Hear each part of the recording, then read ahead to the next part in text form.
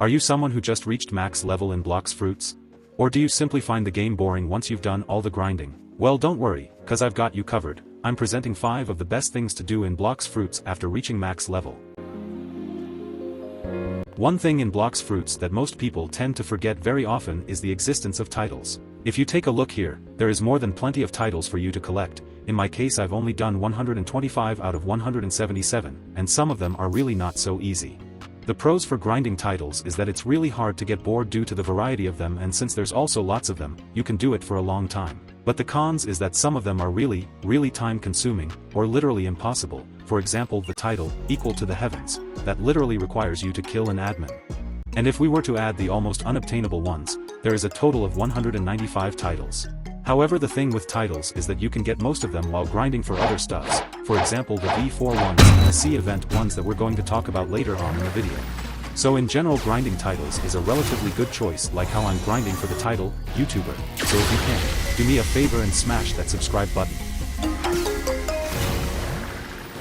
Item collecting is basically trying to get every item/ability in the game. For example, if you don't have a specific sword, you can server hop for it and etc. And item collecting isn't limited to just items too. You can also try to max out every V4 in the game or to get every fighting style to 600 mastery as well.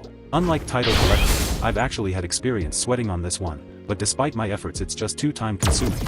However, once you finish this, somehow, it's gonna be really worth it and you can flex your progress to all of your friends. So for the pros of item collecting, it's simple, cheap, and it also gives you in-game buffs. And for the cons, it's really time consuming. In conclusion, I'd say that this one is slightly better than title collecting, as item collecting actually gives in-game buffs unlike titles. After update 20, C events have become a big aspect in Blox Fruits, since you can basically craft scrolls that make your items broken with materials that you get from C events. And C event hunting itself isn't really boring too, since it doesn't require you to actively wait for a C event, you can just AFK on your boat and wait for one to occur. By the way, if you didn't know already, C events don't require the boat to be moving for C events to spawn. Also, the loot that you get from C events can also be used for item collecting as well, or to simply enchant your weapons for them to become overpowered. And since enchantments are so important, C event hunting can also be useful for something else that we're going through in this video. Anyways, here are some pros to C event hunt. It is relatively fun, gives massive in-game buffs, and can help with other aspects of the game. And for the cons, it is very luck-based and frustrating sometimes. Overall, it is still something fun to do, on top of the fact that it lets you craft insane enchantments. Trading, as the name suggests, consists of, well, just trading.